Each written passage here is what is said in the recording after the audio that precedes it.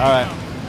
Mick Thomson, Slipknot, welcome to Seymour Duncan. Do you remember when we talked a little about a year ago backstage at Loud Park? In Japan, yeah. That's right, and we started talking about tweaking the Blackouts, and that's what became the EMTY.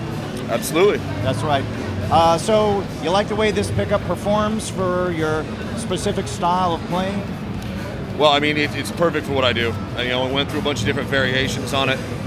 You guys made me a bunch of different tweaks before we finally arrived at it. What's great was it was during a time that I was on the road, so I was able to use it night after night, through my actual full rig on stage, as opposed to just hearing it at home in the studio, that kind of thing. Every night I played, the entire last record cycle was on different variations of the EMTY pickup, really. That's right. So every night, no matter who saw the show, they saw some version of the pickup as I was ironing it out. I mean, they're all really good, so there's no one night.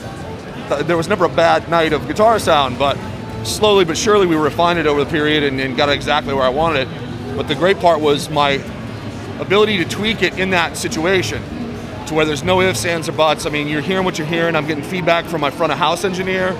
My tech hears it every night. Other people in the band, so we're hearing it from different parts of the stage. Some of us have in-ears, some of us don't, so you're hearing different kinds of even monitor mixes.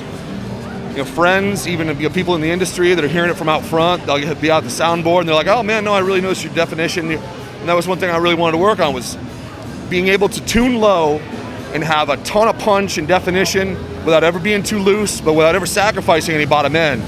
When you tune that low with that big of strings, you naturally have a bottom end that a lot of pickups, especially passives, they just can't really deal with. They just fall apart. So I mean, my amp design is based around keeping everything nice and tight, but never fizzy.